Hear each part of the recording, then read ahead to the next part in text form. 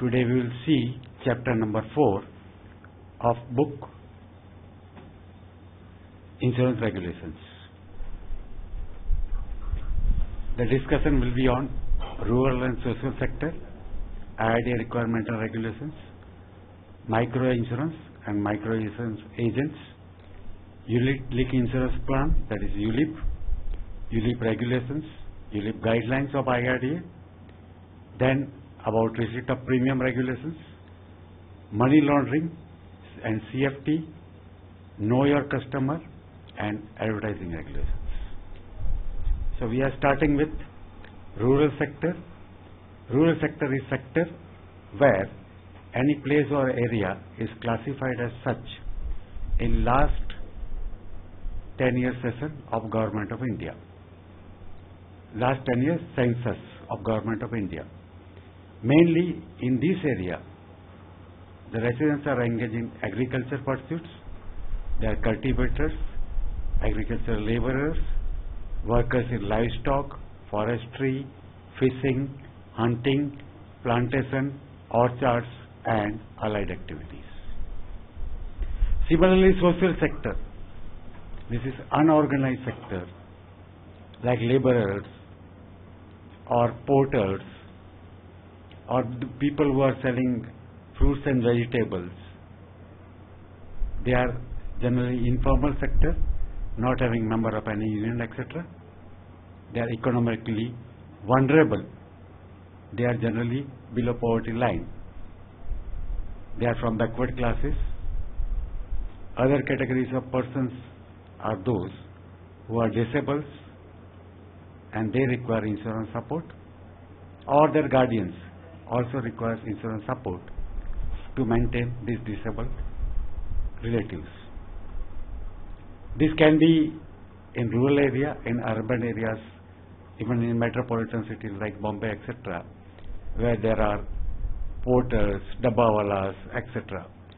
So social sector does not have any space specific, it is rather occupation specific area.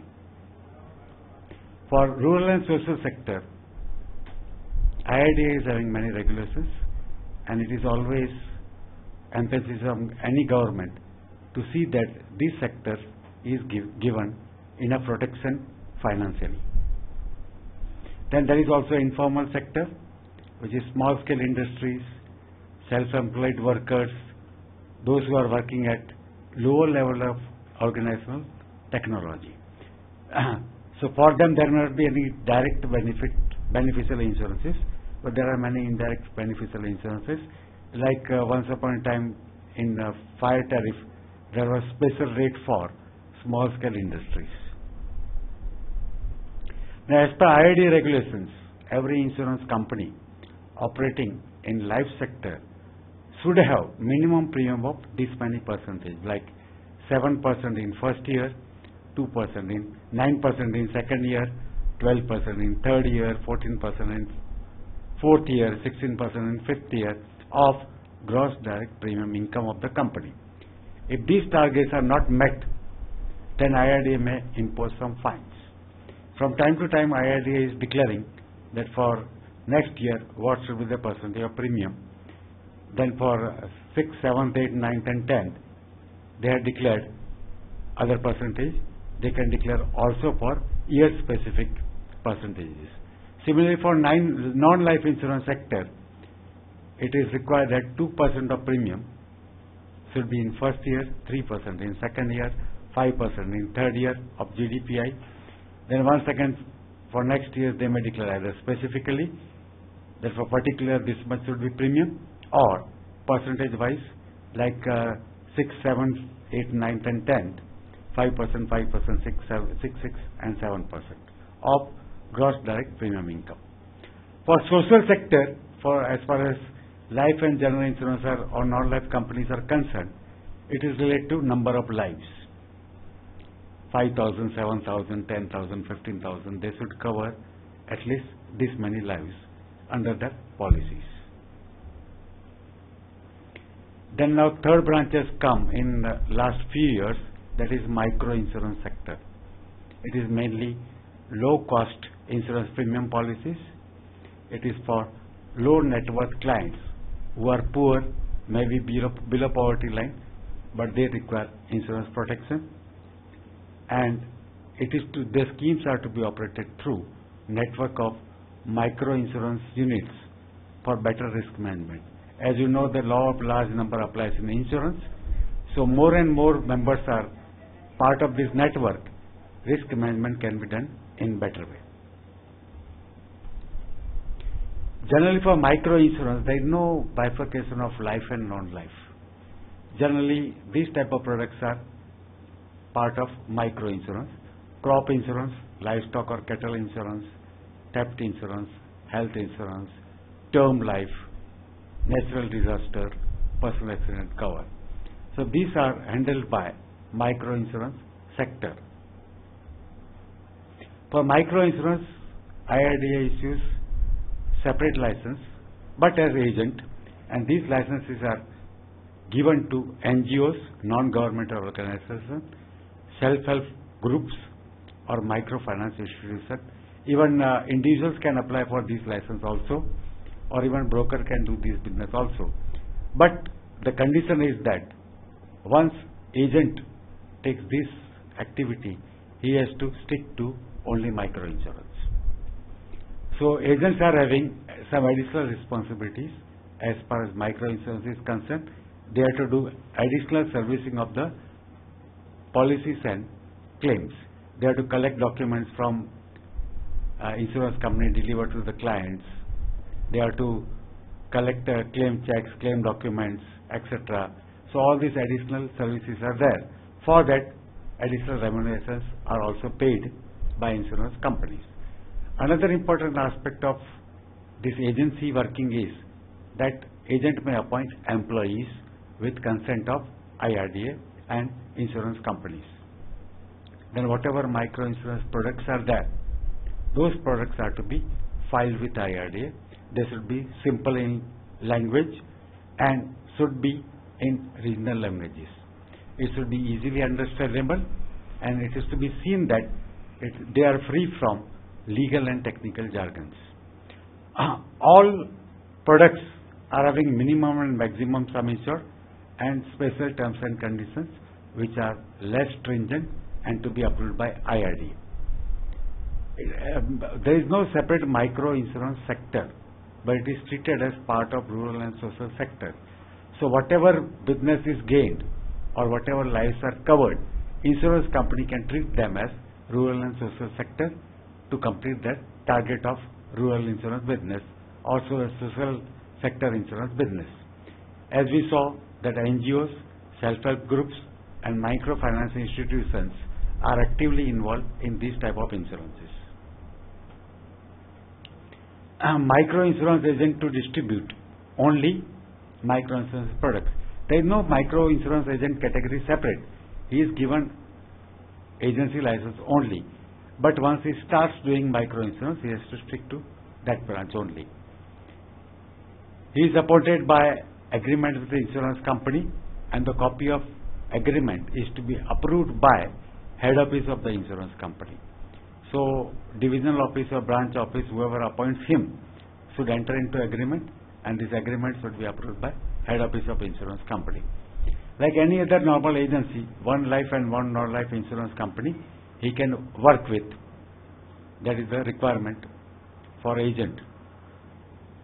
As we saw that he can employ subordinates to help him as his employees, and insurance consent is required.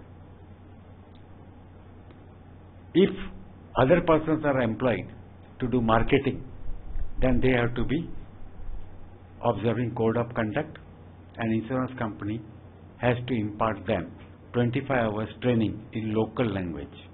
Local language may be different than regional language, but it is responsibility of insurance company to arrange minimum 25 hours training for agent, specified person appointed by him, and other marketing people.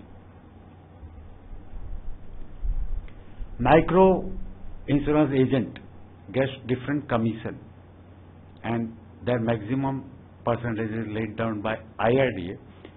In case of life, it can be 10% of single premium policy, and 20% in other products per year. In case of non-life, it is 15% flat for all the products, and in case of group policies, it is discretion of insurance company to decide how much remuneration is to be given. There is no fixed rate. Taking into consideration various aspects, they have to decide. Generally, group policies are for micro sector 20% minimum number. Insurance parameters have also been laid down under regulations. For life, they lay down type of cover. Here we are not dealing in great detail. You can refer to the book for these parameters, and if you are more concerned about exam, then you have to read them in detail, because in this presentation it is not possible to give fuller details of all the parameters.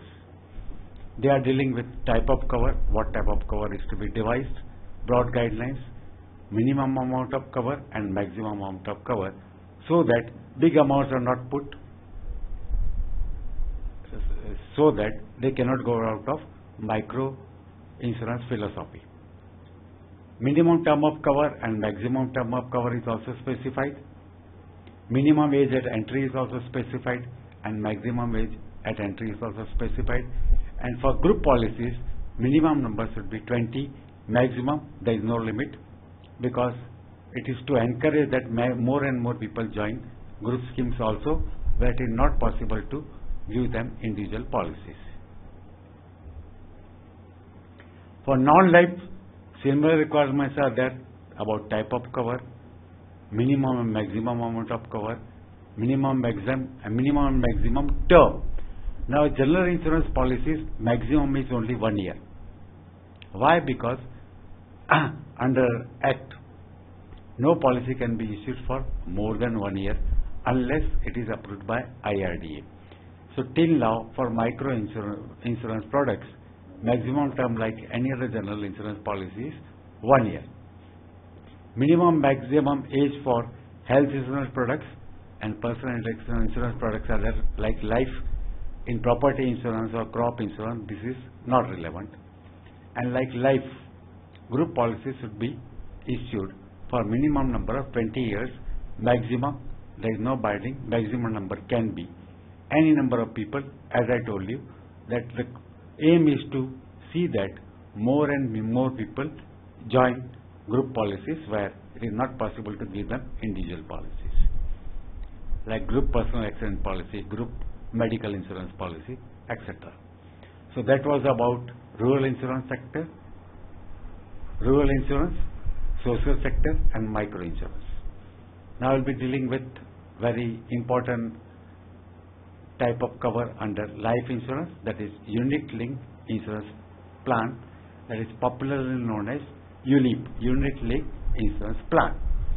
Now this is combination of mutual fund.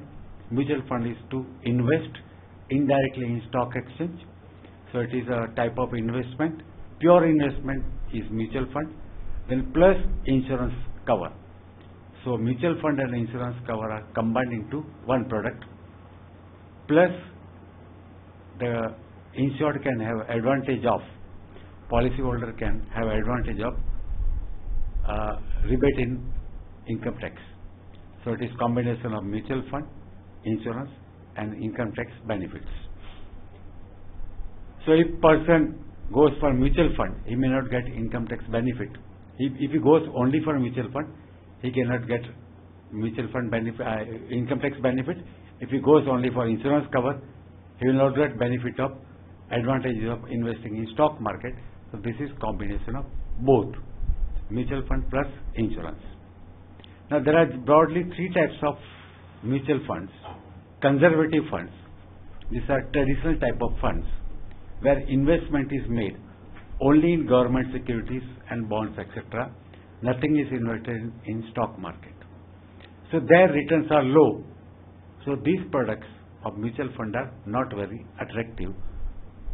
So there is another type of fund called aggressive fund. In aggressive fund, everything is invested in stock exchange. So return may be high if market is rising, or return may go low if market is falling. So it is very risky as far as investments are concerned. But because they are managed by professionals who are highly experienced, highly qualified in the field, generally the chances of losing money are less. So many people prefer aggressive fund.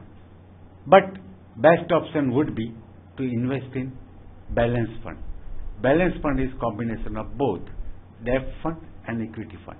Debt fund is, as we saw, is conservative fund, investment in government securities and bonds, and aggressive fund is equity fund. So part of the investment is invested in debt fund and part is invested in equity fund. So advantages of both the types are there. There is stable return out of the debt fund and unstable return, which may be higher or lower, is in equity fund. If market is doing well, fund out of income out of equity fund will be higher, so person will be gaining. Plus at the same time, investment in debt fund will protect his investment to a minimum extent. So minimum return is coming, so risk is that extent reduced. There was a time when insurance companies were projecting only ULIP and there was no control on ULIP products. Though it was said to be insurance product, the guidelines of insurance products were not followed. Generally, insurance product is for longer period. Life insurance is for long-term investment. It was treated as short-term, and many ULIP schemes were there, which are basically mutual fund schemes and hardly any cover on the life insurance. So IRDA alerted and it formed guidelines in 2005 for ULIP products. So first and foremost, there is lock-in period and there is minimum 5 years. As we saw that any life insurance product should be for long term. So long term cannot be less than 5 years. It can be more than 5 years, but not less than 5 years. At that time, there were many policies in market with term only of 1 year or 3 years. So that was against the principle of life insurance. So IRDA frame regulation, minimum 5 years term is required. Until my 5 years term is over, from taking up of the policy or taking up of any additional cover, no payment is to be made even under lapse policy, surrender policy and policies which are discontinued. The purpose is that investment remains in life insurance cover or ULIP cover for 5 years. All ULIP policies should be for minimum 5 years. Even single premium policies are allowed for less than 5 years, but other policies should be for 5 years. Then whatever charges are to be charged should be spread over during the full lock-in period, that is over 5 years. Equally distribution is required. What are the charges? We will see slightly later on. Because earlier insurance companies used to charge heavy during initial periods and lesser during subsequent periods. So in some cases the charges were up to extent of 65 or 70% of the premium. So if policy is cancelled or surrendered in initial period, hardly any refunds were there.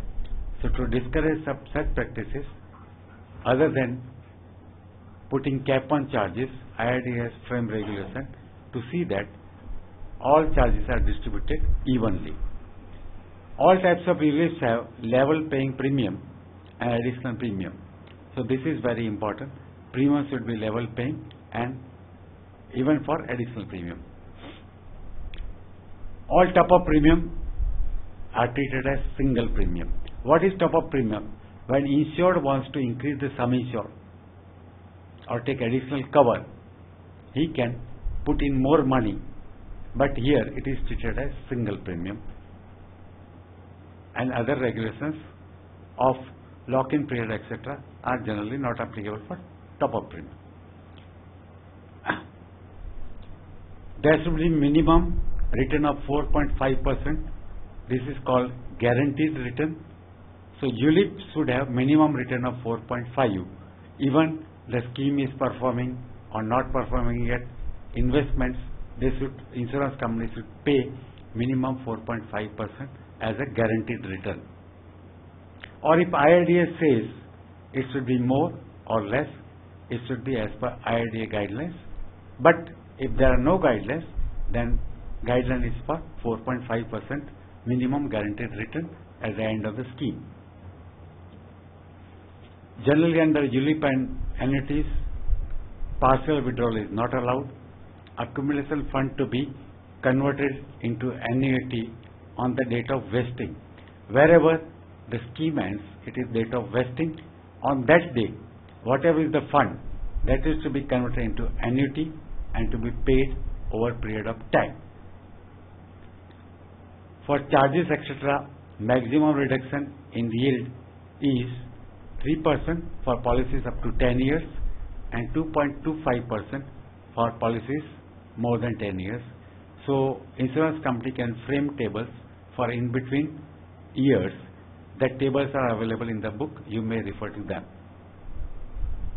As far as loans are concerned, on ULIP, maximum loan limits are 40% if the investment is in equity funds and 50% if major part is in debt funds.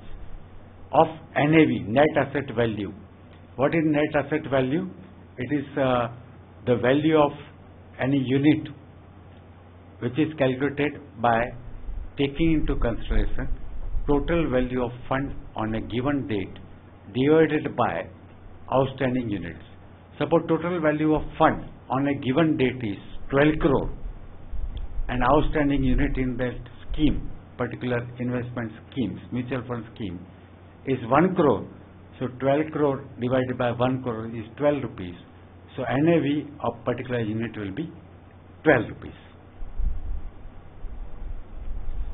Minimum mortality cover. So as we saw that ULIP is combination of investment plus life insurance. So life insurance should be having part of unit. Without that it is not possible.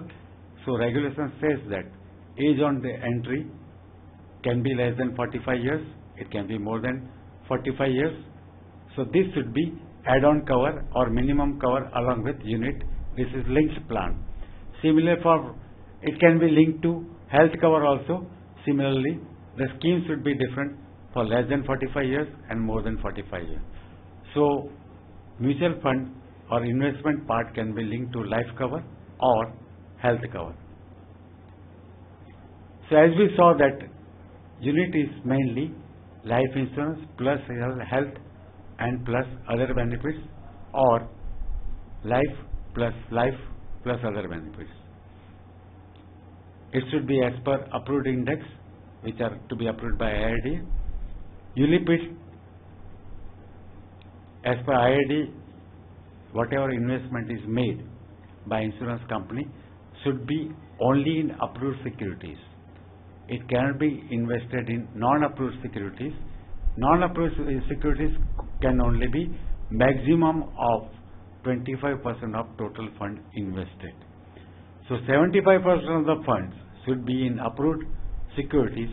That means safe funds like bonds or government securities, etc., infrastructure funds, etc., and very risky investments like stock exchange or money market, other money markets should not be more than 25%. This is to take care of safety aspect of policyholders. Because in ULIP, whatever is the risk is on the insured. Under normal insurance policy of life, insurance company also invest in mutual funds and stock exchanges. But in that case, as far as policyholder is concerned, his money is protected. In ULIP, it is different. He is protected only for basic life insurance. The other part, the investment part, there is no protection from insurance company other than 4.5% guaranteed return. So whatever is profit or loss is on policyholder's account. So to protect that aspect, there is cap on investment in non-approved securities. Otherwise, if insurance company decision goes wrong or insurance company would like to speculate only in stock exchange, the investment fund may be wiped off. So to protect that aspect, IRDA has framed regulations and they have put cap on maximum investment in non-approved securities. Other important regulations for ULIP is that compulsory practical training is to be given to intermediaries, because ULIP is not a simple product. The person selling ULIP should be having knowledge of other investment avenues like mutual fund, stock exchange, etc., so they can give more information to the client and client can take a clear decision. So practical training is required about products, life insurance, and separate training for ULIP. So ULIP is important, separate training is to be given. All records of training are to be kept, who attended, duration of training, faculty, etc., and wherever required, they are to be submitted to IRDA. Then product supporting documents are to be given to the intermediaries so that they can guide their policyholders properly. Similarly, clients should be educated properly by giving newspaper advertisement, other form of advertisements, calling them and giving some information. Changes in the ULIP market are also to be informed to the policyholders either directly or through intermediaries. As far as rounding of unit price is concerned, the life insurance company should follow similar practice so that there is no confusion as far as policyholders are concerned, because if they want to compare which scheme is better, they can compare properly. Units are for small amounts, but rounding off can change the value of product at the time of maturity. So this method is also required to be uniform as far as market is concerned. This can be done by Life Insurance Council if required, or insurance can come together and decide themselves. As we saw that ULIP is basically a life insurance product. So life insurance underwriting parameters are to be followed.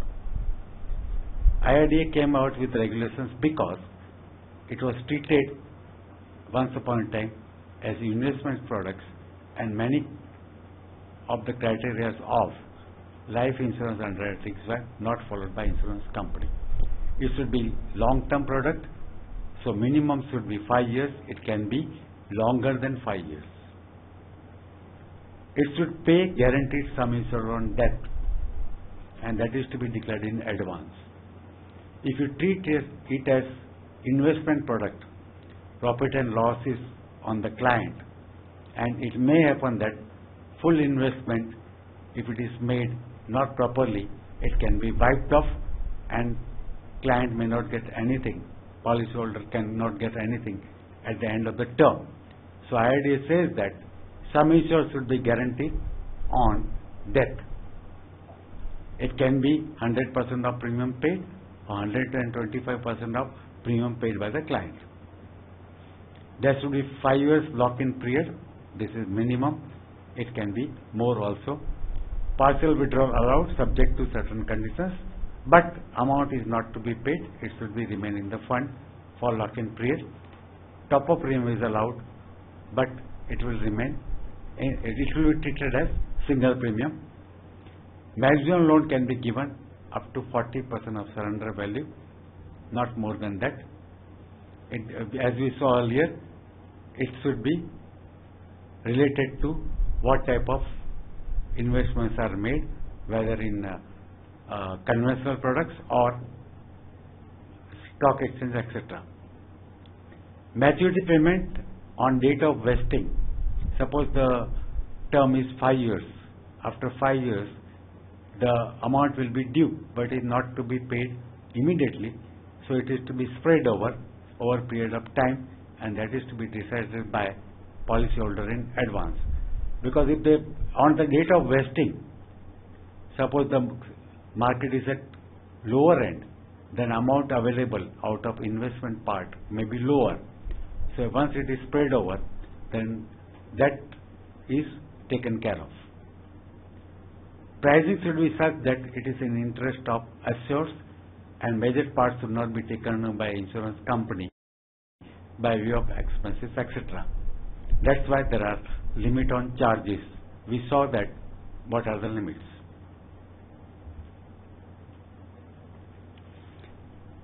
So that was about unit-linked insurance plan. Now we'll see about money laundering.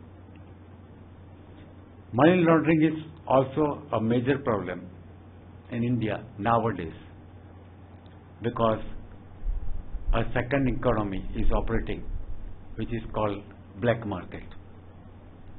So as per one estimate or many researches, whatever money is there in legal channel, much more money is flowing in illegal channels. Till recently,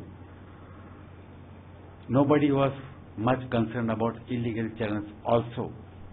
But then the time came when terrorism, etc., became more active, and money was provided by illegal channels or black market to hide the identity of terrorists.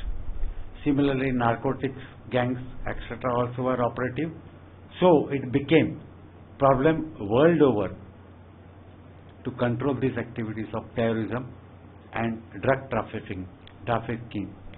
So to control this activity, it was required to have corporation worldwide and form and take action, form regulations and take action against these type of activities to control the channels and not allow them to operate freely as far as possible, reduce their operation. So for that, worldwide there is cooperation by different agencies. We will see slightly later on. So money laundering is very important in insurance also, because if you see other channels, insurance is the easiest channel, or rather simplest channel, where money laundering can be done. The easiest form of money laundering is premium can be paid in cash, but refund given by insurance company is always by check. So if you are paying premium out of your black market money, or what we say dirty money, when refund is given, you will receive by way of check. So you will receive clean money. This is the easiest way. We will see other parts. So what is money laundering? It is conversion of illegitimate money into legitimate money. The money on which income tax is not paid, or money which is received out of doing illegal businesses, which is earned out of doing illegal trafficking of narcotics, trafficking of goods which are smuggled goods, or money which is stolen. So it doesn't go into banking channels or legitimate channels, remains in force, remains in circulation through illegal channels. And once money remains in illegal channels, it is very easy to use it for illegal purposes. So that creates law and order problem also. So we saw that it can be used for narcotics, it can be used for encourage of terrorism, etc. So it is very important to control money laundering. So money laundering means placement of illegitimate money into legitimate financial network. In layman's language, conversion of black money into white money. Money is washed. That's why it is called laundering. Black money becomes white money. Color is not change of currency notes. Notes will remain same. But the method, by some illegitimate methods, they are converted so that white money can be used for other purposes and in luxurious items, investment in real estate, speculation, etc. Okay, another part of money laundering is to control circulation of counterfeit currency also. So generally there are stages in money laundering: layering, conversion. In layering, money is converted from black to white. Then movement of fund is taken out of the sources, so that original source is not known and the money is recognized as legitimate money. So what is done generally? Black money is put into system. Suppose person is having huge amount of cash which is not recorded. So what he will do? He will put money into bank or financial institutions, or put into investments like post office schemes, etc. He will put in small amounts. Suppose I am having 1 lakh rupees which is black money. I will put 5,000 in many investments, so that 5,000 rupees is small amount, nobody is bothered. So money becomes white over a period of time. So what was black money becomes white money on conversion. Then once it is converted, it will become white money.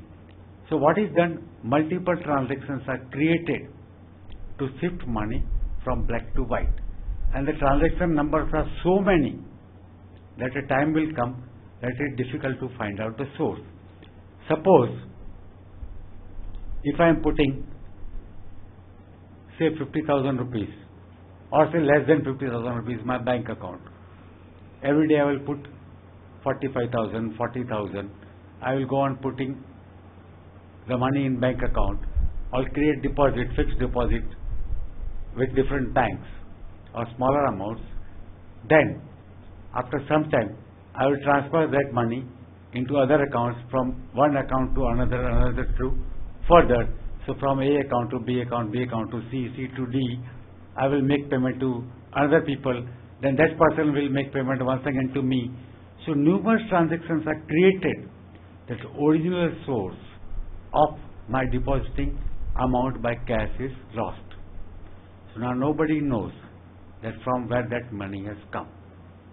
So in this way also, money is converted from black to white. With computer system, though it is possible, but it is difficult, and sometimes smaller banks or smaller financial institutions are also interested in conversion of this money to complete their target, etc. So that our RBI also having some regulations about that. We will see those later.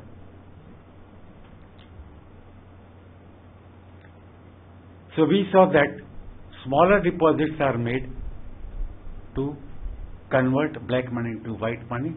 This is called smurfing. Sometimes shell companies are created. Bogus companies are created by accounting experts. These companies are therefore namesake. They don't have any business. They don't carry on any business. They are only on paper, but they comply with all the regulations and requirements of Companies Act. They form the companies. They are having the registered office on paper. They are having directors, employees, everything on paper. So why this is to be done? These companies are shown to be doing some business, so they generate some income. That income is brought into company.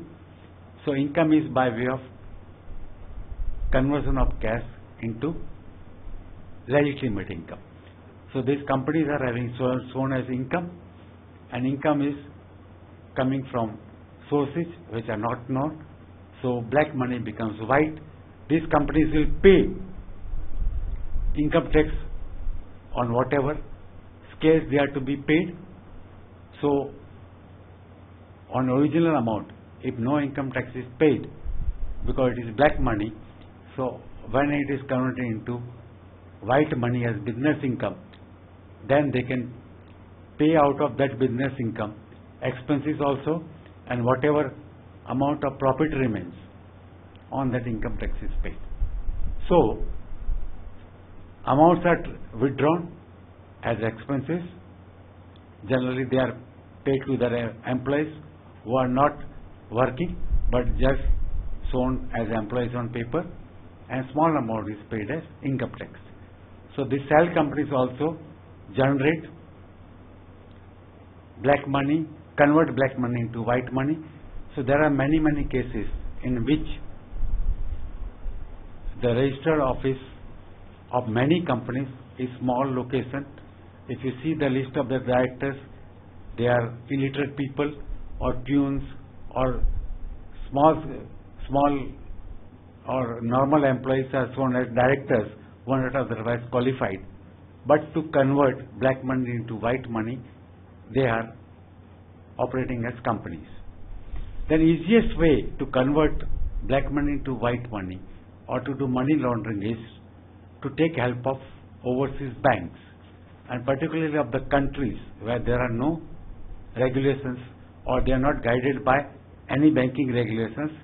Till now, Swiss banks were very much famous or infamous for this type of conversion. Cash is diverted out of country to these banks. They will not inquire about source of fund, and they will open the accounts, and whenever money is required in the country of origin, they are retransferred as if it is coming from legitimate source. When bank transfers money from overseas country to India, it will come by legitimate channel. But while going out, money will go in form of cash. Now, how to transfer cash? That is also a system, illegitimate system called Hawala transaction, in which mafias and gangs are involved, and sometimes terrorists are also involved in transferring money. So, overseas banks are also doing this type of transaction of money laundering. That's why RBI regulations are strict for working of overseas bank or for money coming into India. In insurance, we are concerned with that under General Insurance Memorandum Regulation or Life Insurance Memorandum Regulations about payment of premium, about payment of claims under policies which are issued in India. Then alternative banking is also called underground banking. As I told you, these are called Hawala transactions. Their dealing is through cash transactions by people who are not operating as legalized banks. They do all banking activity, but they are not registered as banks. They do private business, and dealing is only in form of cash. So money transfer etc. is done through Hawala transactions. There is no record, so no tax is to be paid, no regulations are there. Another form of money laundering is telegraphic transfer. When you transfer money by post office, you have to pay cash, and when money is received by that person, he receives from post office. So receiver is receiving money which is recorded by post office, so it becomes legitimate transaction. Return of premium is very important aspect in insurance. As I told you earlier, premium can be paid in cash. Any policy is cancelled, it is to be refunded. Now, refund insurance companies cannot pay in cash. So, refund will come by crossed checks. So, refund is coming in legitimate manner. At the time of paying premium, insurance company will not inquire about my source of money. So, I may pay my black money. There is no declaration to be given. I may pay black money and then cancel the policy. So, premium is returned to me in check. So, black money is converted into white money. This is the easiest method. So, many times people take policies and then they apply for cancellation. So, generally cancellation is discouraged in all branches of insurance, or for cancellation insurance companies charge higher premium, or at least they charge for risk cover. So return of premium is easiest aspect. Many times insurance companies allow free look-in period. In that case, policyholder is given option to retain the policy for shorter period like 15 days and take decision within 15 days whether he would like to continue insurance or no. After 15 days free look-in period, he can apply for cancellation of policy stating that he is not satisfied. So he can take policy and apply for cancellation stating that he is not satisfied. So when premium is paid, it can be paid in cash. When it is written in check. So black money is converted into white money. So that's why IRDA and other agencies are much concerned about insurance sector also. Many times premium is paid more than whatever is due. Why it is paid more? So that insurance company will allow refund. They cannot keep extra premium. So we have paid premium in cash, refund is given to you in check. So easiest method, black money is converted into white money. Okay. Now we saw money laundering methods. Now we'll go through Prevention of Money Laundering Act 2002. As we saw earlier, the black money was creating problem on security aspect because of terrorism, narcotics, trafficking, etc. The act was formed in India in 2002. The main objectives of act are prevention, control and combating of money laundering. So for that, certain regulations are framed which are to be followed by agencies dealing in finance. This is applicable to insurance companies also. It also provides for confiscation of property which is purchased out of black money and other incidental matters. As we saw that foreign currency, foreign banks are also involved in money laundering. RBI guidelines are also there. They are more concerned with banking sector, but insurance can also be affected by life insurance and non-life insurance by LIM and GIM regulations, which we saw earlier. So as per RBI guidelines, banks and financial institutions have to keep records of all the cash received by them, and if transaction is more than 10 lakhs, they have to keep record of that. Recently you must have seen that wherever more than 50,000 is deposited by cash in any bank account, one has to give PAN number of income tax. Without that it is not possible to deposit more than 50,000 in cash in any bank. So they have to follow the RBI guidelines. And whatever records are there, they should be maintained for longer period. They should be maintained in tight security, but security should be such that wherever some data is required about certain clients, about certain accounts holder, they should be easily retrievable.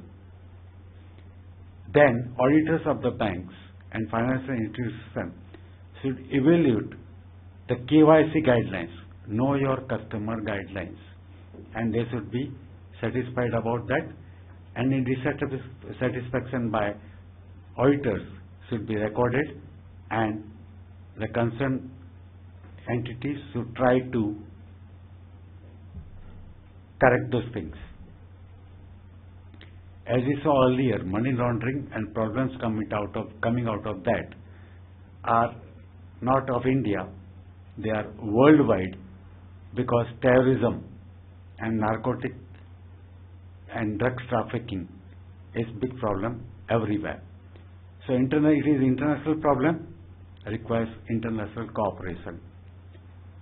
So for that, FATF is formed called Financial Action Task Force, which is suggesting many guides and measures to control money trafficking, money laundering, narcotic etc. trafficking and other related matters. It also encourages to set up of intergovernment bodies to combat money laundering and terrorism. The objective of international efforts is to uncover money laundering and inform the other countries what techniques are used so that they can be controlled, harmonize anti-money laundering laws internationally and to induce combating measures. India is also a member of Asia Pacific Group, which is formed for Asia Pacific region, and observer at Financial Action Task Force. CFT is countering financial terrorism. So controlling money laundering is also important in countering financial terrorism, because we saw that whatever black money or bad money or dirty money is in circulation, that is used in terrorist activities. So once money laundering is controlled, these activities also can be controlled, because terrorists cannot purchase bombs etc. out of checks or other legitimate methods. Indian laws were there earlier also. For example, NDPS, Narcotics and Psychotropic Substances Act. Psychotropic means those substances which can affect working of mind. So this act was there in 85, is there in since 1985. Then prevention of illicit traffic in narcotics and drugs and psychotropic substances was also introduced in 1988. Then Foreign Exchange Management Act is also there since 1999. Foreign Exchange Management Act is connected with foreign currency, and as we saw that this is international phenomena. Money can be sent out of India in illegal manner and can brought into India through legal channels, so it can also affect money laundering.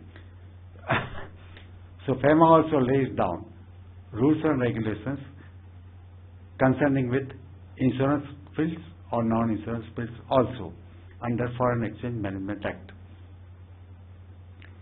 So as we saw that PMLA Act is there for prevention of money laundering act is also there in India since 2002.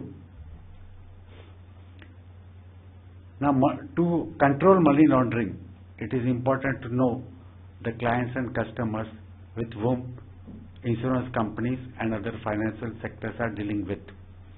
So it is important to find out who is the customer. So for that, the guidelines are about identifying the customer, validating the process, verifying the customer information to ensure that the customer is genuine, whoever is coming to you as a customer is really your customer and not anybody else, so that there are guidelines about asking photo identity for certain types of financial transaction, plus any of the other things like passport, driving license, PAN card, then VIC, EIC, SCC, etc. SCC, social security card, etc., or senior citizen card. Then for address proof you require electricity bill, passbook or bank statement, or telephone bill, mobile bill, lease agreement, employer's letter stating that this person is working with me for last so many years and his address is as per our records.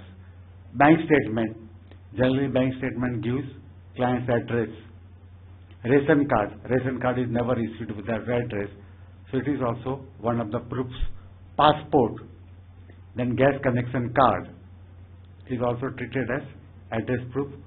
Certificate from government or local bodies stating that address of particular person is as stated. So these are recognized documents as address proof. So wherever any address proof is required, these are to be called for. Generally, as far as insurance companies are concerned, we require photo identity for medical insurance or any claim under medical insurance policy, and when claims above 1 lakh are settled, address proof etc. is also asked for. We will see slightly later on. Now customers are of different type, low risk customer and high risk customer. So insurance companies should be trying to classify and take precautions as far as they come across when they come across high risk customers. Low risk customers are those whose identity and sources of fund can be easily verified. So that as far as they are concerned, money laundering risk with them is not much. Generally they are salaried employees, people with lower income, government departments, regulators etc. who are taking insurance. So they are low risk. They are not having black money because their operations are very simple. They don't have much money.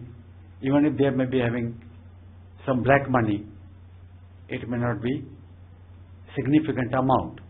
But as far as high risk customers are concerned, their identification and source of fund is not easily verifiable. That's why they are treated as high risk, and generally they are non-resident Indians. You don't know the source of income overseas, whether they are doing legitimate business or dealing in smuggling etc. activities. But as far as insurance companies are concerned, they are high risk customers. So many times, particularly life insurance companies are after NRIs etc. because of high premium income from likely to be generated from them, so that there are more restrictions on them, more verifications is required, so that money laundering doesn't take place. High net worth individuals, people who are very rich, may be having many sources of income, and because they are having big money, they are operating in India, where black money is in circulation more than white money. So to control that, insurance company also should take appropriate measures wherever they are dealing with them as their policy holders. Then trust. Most of the time trusts are formed to convert black money into white money. Huge amounts are shown as income to the trust. So black money is converted into white money. NGOs also help in conversion of black money into white money when they collect donations or they receive donations from overseas. So government is having strict regulations on operation of NGOs, and also wherever money is remitted from overseas, there are strict regulations from Reserve Bank of India. Firms with sleeping partners. Now sleeping partners are those partners which are not doing any work for the firm. They are just for the namesake. So what happens? They don't contribute to the business of the company, business of the firm, but they get profit out of the working of the firm. So they don't pay anything, they don't work for the company, they may be doing any other activity, but money is paid to them. So they are not doing anything, so they get the money, so they get white money. Money is paid to them by way of check, etc. So these are the types of customers with high risk profile. Now KYC norms for insurance companies. Wherever we pay any claim more than 1 lakh, then due diligence procedure is required to be followed. We have to ask for identification proof and address proof, etc. And wherever any amount is paid to the third party, more care is to be taken. Wherever premium is to be paid by third party, we have to verify that that person is having insurable interest. In case of minor policies taken by guardian, etc., then insurable aspect is clear. But debtor-creditor relationship, etc., when life insurance policy is taken, care is to be taken to verify insurable interest aspect. Legally, claim can be assigned to third party, but such practice is to be followed with utmost care and keeping in mind guidelines of KYC. Payment is to be made in case of claims by account pay checks or by e-payment. Presently, many insurance companies are following method of either paying e-payment or direct credit to the accounts of the claimants. Even account pay checks can be transferred and can go into e-regimented hands. To avoid that, this method is started by many insurance companies, and time may come when it may become a market practice.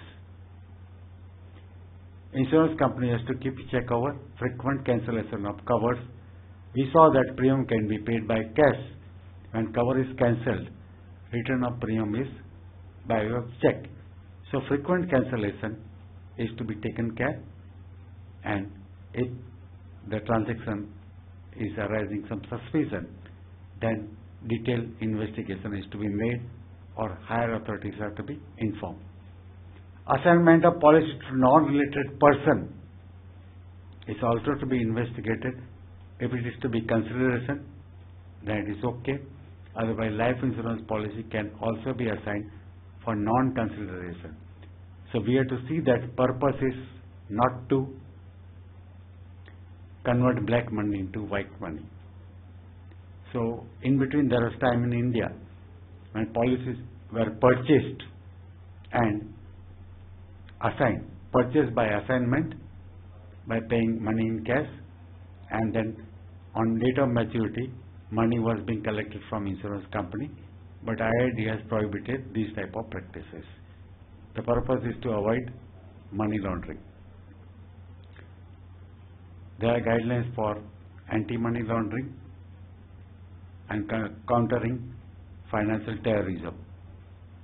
For insurance companies, these guidelines have been formed by IRDA. A senior compliance officer is to be there, which should be head chief risk officer. He should be preferably looking after audit and compliance aspect of company. Control measures should be approved by board. If any case is there, it is to be accepted only up to 50,000. Higher amount, it should be by a check. In case of banks, reporting of cash transaction more than 10 lakh in a month, it should be reported to RBI or other authorities nominated, or to financial intelligence agencies. Cash transaction, in case of cash transaction, if any counterfeit notes are received, immediately it is to be informed to the controlling agency. In many cases, it may be police authorities also. If NGO receives more than 10 lakhs in foreign currency, then it is to be reported to RBI and other agencies, and any suspicious transaction coming into notice of any financial institution, it is to be reported to higher ups. So that was about money laundering and other aspects. Now we'll see receipt of premium. In what form the premium can be received under insurance policies. Cash is the best method because the risk can commence immediately when premium is paid in cash.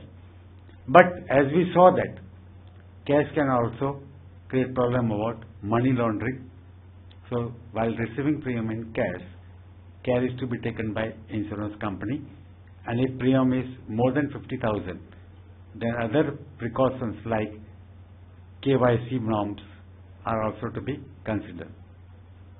It can be paid by check, pay order and demand drafts. Payment of premium by check is the most convenient method. Pay order and demand drafts are also convenient. In case of check, insurance company gets money after check is honored, but as far as commencement of risk is concerned, it commences from the date of giving check to the insurance company, provided that on presentation check is honored. If check is dishonored due to any reason, the risk is cancelled from the date of inception. So payment by check, pay order on demand draft is okay. There is no problem about that. But in case of suspicious transaction, when premium is paid by pay order or demand draft, insurance company may carry out investigation and may follow KYC guidelines properly. It can be paid by postal money order also. In case of payment by postal money order, the risk can commence from date of booking of money order. Money order can be booked today with post office, but can be received by insurance company later. So if insurance company is aware about the date of booking, then it can start the risk from the date of booking and not from the date of receipt. Generally, it is useful for renewal of policies. Then payment can be made by debit and credit card also. In case of debit and credit card, the risk commences when insurance company receives the money from debit and credit card agencies. Bank guarantee is also one of the convenient methods, subject to certain stipulations. It can be accepted. We will see later on about bank guarantee. Then direct credit into the bank account through ECS or other methods. Online fund transfer is also available for payment of premium, or any other method as approved by IRDA from time to time. Earlier, debit and credit cards were not accepted by insurance companies, but after formation of IRDA regulations, now Indian insurance market is accepting premium by debit and credit cards. Now, Section 64 VB of Insurance Act 1938. You heard about this section in other subjects also. We will have brief because it is part of our course also. It is about advance payment of premium. If payment is not paid properly, the insurance policy is not enforceable. In life insurance, it depends on terms and conditions. In general insurance, full premium is to be paid in advance. Life insurance, full premium may not be paid in advance. It is paid generally in installments by monthly payments, quarterly payments, etc. So it depends upon terms and conditions of the policy. There it can be single premium also. But a single premium is not a routine, it is exception. Whereas in general insurance, payment of full premium at once is market practice. Generally, policies are for 1 year, so full annual premium is to be paid in advance under non-life of general insurance policy. Whether to collect recovery charges from client or no is insurance company discretion, because wherever outstation checks are given, insurance company has to pay some bank charges, and in certain cases it may be substantial amount, particularly in case of small premiums. So in that case, insurance company can decide whether to collect these charges from the client or no. If premium is sent by postal money order or check, the risk can commence from the date of booking of check, provided the check is posted by registered AD. So on the date of registration, the risk can commence. So registered letter or letter sent by speed post, risk can commence from the date of booking. If check is sent by courier or messenger, risk will commence only on the date of receipt and not on date of booking with courier or giving to messenger. Because postal department is treated as government department, is part of government department, and their records are authentic, manipulation is not possible. There are certain exceptions to aspect of advance payment of premium, particularly non-life insurance. Government and semi-government undertaking, they can pay premium within 30 days of assumption of risk. So 30 days credit can be given, provided these undertakings are given in writing that within 30 days they will pay full premium to the insurance company. Similarly, sickness, PA, Mediclaim and hospitalization schemes, when they are on group basis, installment facilities can be given. How many installments? That depends upon insurance companies. Similarly, under fidelity guarantee insurance premium, insurances, premium is charged on provisional basis, and at the end of the policy, it is adjusted on number of employees. So when policy is taken, cover is granted for provisional number of employees, which is to be adjusted at the end. So whatever number of employees are there at the inception of policy, on them policy premium is charged, and at the end of the policy period, suppose employees are more, because of their joining during the period of insurance, balance of premium can be collected. So premium is paid partly in advance, partly at the end, so there is no problem about compliance of section 64BB.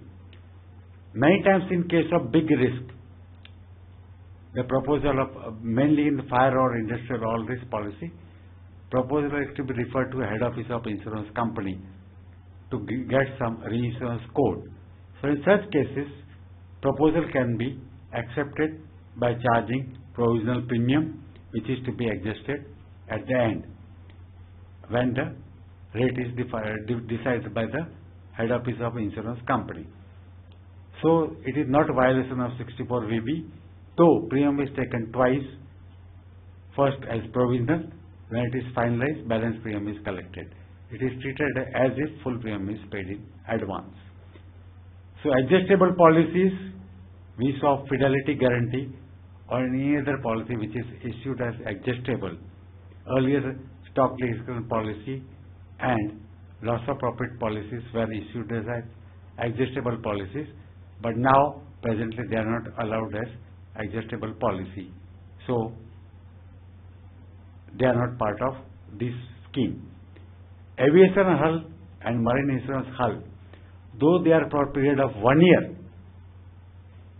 premium can be paid in installments.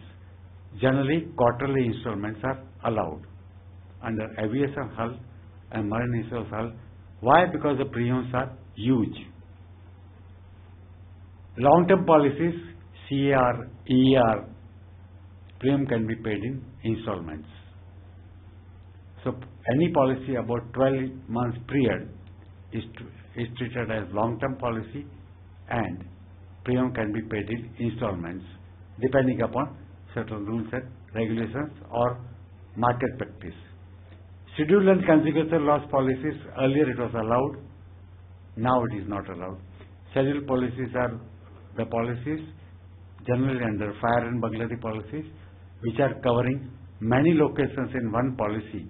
So to calculate premium and decide about final premium, it takes time, and insured may be wanting to give exact sum insured.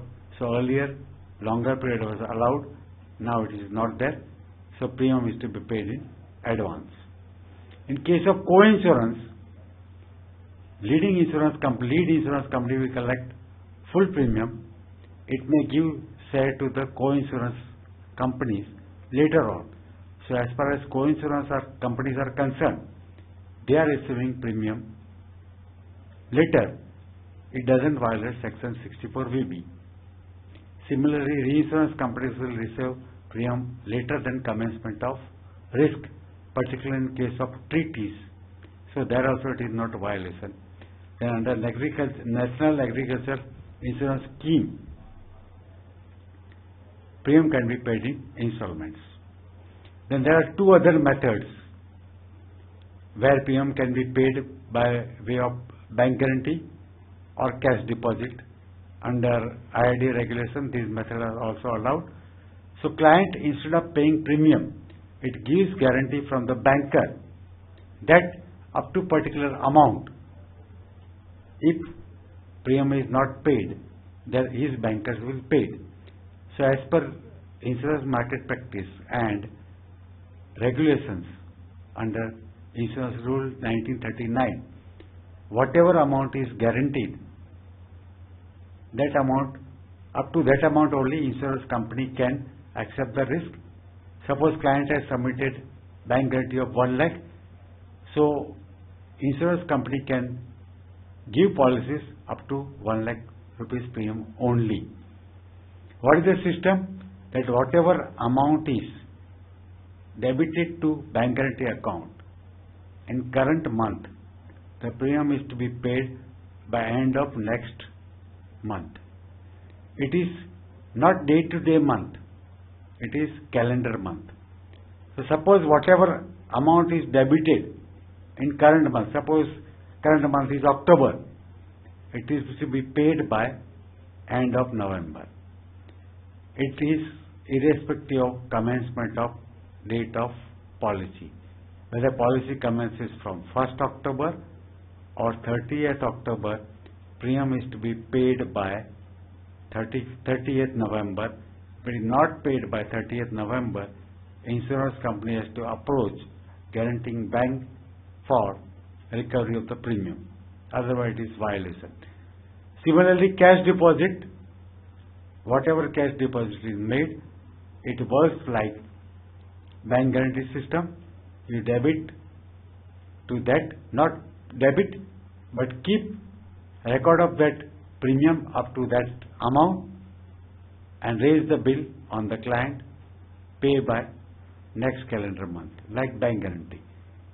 In bank guarantee, no deposit is given to the insurance company.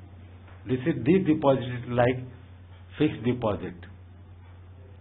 But in insurance market, this system is slightly amended. It is not treated as cash deposit. In most of the cases, it is treated as premium deposit. So instead of waiting for insured to pay premium by end of the next calendar month, insurance companies are immediately debiting the account. So it is premium deposit account. This is market practice, not part of insurance rules. Now see advertising regulations. Advertising is marketing tool. It is required for all insurance companies. It encourages sell. Without advertising, you will not know what products are available. So once client is knowing about the products, having some idea about the product, selling becomes faster, easier. Customer also becomes receptive to the sales. Why? Because he is aware about insurance companies. Companies which are not advertising, the name may not be familiar with by the client. He may not be aware, so he will not take much interest in the product. So once the name is known to the client, he will become more receptive. He will listen to the sales staff and try to listen. It enhances the public image of company. The company which is advertises, his name is known. So people will come to know that this company is there in the market. It must be big. Has to create new products. When company is advertising, it will get suggestion from many quarters, many customers, many non-customers, and it can devise new products because demand may also come from different quarters. It will also influence public opinion about certain products which are available in the market. But advertising can mislead the customer or general public because it will try to misguide, and particularly in case of insurance, it will misguide the client to purchase products which are not required for the customer. It generally happens when it fails to identify the product correctly. It is sold as insurance, but it is basically an investment plan. So in that case, IRDA, we saw that is having many regulations. High claims are projected that you will get higher returns at the end of policy term. It may not realize, because higher that generally in case of life insurance, the term of policy is longer. At the end, what will happen? Nobody knows, but insurance companies can project that at the end of policy term, this much will be the return. It may not materialize. That's why this is controlled by IRDA, and they have said that there should not be such false claims. Describe benefits not matching to the policy. If some benefits are listed, they may not match with actual policy. They may remain only advertising. So this advertising is not allowed under IRDA advertising regulations. High risk factor, like in ULIP policy, if client is not informed that as far as investment part is concerned, it is subject to market fluctuation. Whatever will be NAV on the date of vesting will be paid. So it is misguiding advertisement. Such things are not allowed. Most of the advertisement try to hide exclusions. What is not covered is also important in any insurance. So in insurance advertisement, exclusions are to be mentioned. It is not possible to mention all the exclusions. Then they have to state that the source of the information from where the client can get list of exclusions. Similarly, they should not give misleading information. Wrong examples should not be given. If some examples are given, they should be realistic. Calculation of return on under a ULIP policy or how claim will be settled, those examples, etc. should be on realistic basis. And whenever any comparison is given, either between two products or products of two insurance companies, they should be identical products or identical schemes. They should not be misguiding. You cannot compare personal accident policy premium and say that it is very low compared to medical insurance policy. So both should be identical products. You are comparing personal accident, compare with personal accident. Don't compare it with medical. When you are comparing medical claim, compare it with medical insurance policy. So there are compliance and control under IRDA regulations and the regulations are applicable to insurer and intermediaries. Not insured, insurer and intermediaries. Insurer and intermediary should have compliance officer, and the name is to be informed to the IRDA. He will be supposed to looking after compliances of all the regulations formed by IRDA for advertisement. He should have control over advertisement process, and for that a register is to be maintained. Records are to be maintained at corporate office of insurance company or intermediary. Whoever intermediary is involved in advertisement should comply with all these regulations. If broker is involved, he has to do the process. Agent is involved, corporate agency is involved, he has to do the process. Whatever advertisements are published, they should be serial number, identifiable, and specimens are to be maintained for 3 years. Copy of advertisement is to be filed with IRDA with full particulars, identification number, description and method of use, whether it is newspaper advertisement, television advertisement or given in net, all the information is to be given, and filing is to be done as early as possible, not later than 30 days. And at the end of the financial year, compliance officer has to give report which is to be submitted to IRDA about compliance. In case of any complaint by member of public or policy holder, IRDA can take suitable action. It can issue letter to the insurance company or intermediary asking for information, and once information is asked, it is to be given within 10 days. If it is not given, IRDA can take suitable action, including suspension of license, cancellation of license, non-renewal of license, etc. On receipt of information, IRDA can direct the agency or insurer to correct the advertisement.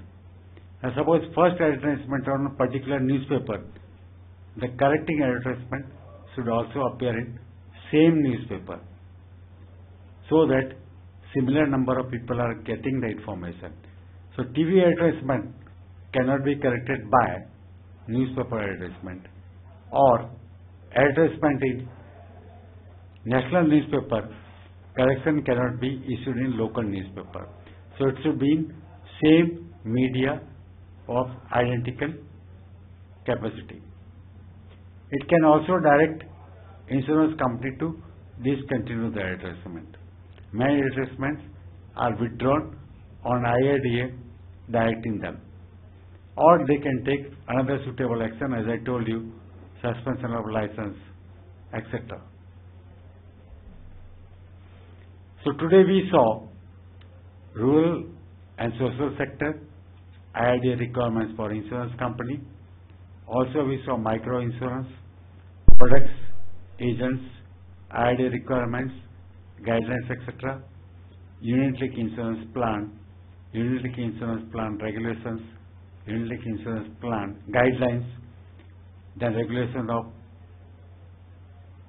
premium, methods of payment of premium, 64 will be under Insurance Act, IRDA regulations of payment of premium, exception to these regulations under Insurance Rules 1939, money laundering, counterfeiting, financial terrorism, regulations to control these, procedure to be followed, know your customer guidelines, how we'll apply insurance, advertisement regulations, how to follow in insurance sector.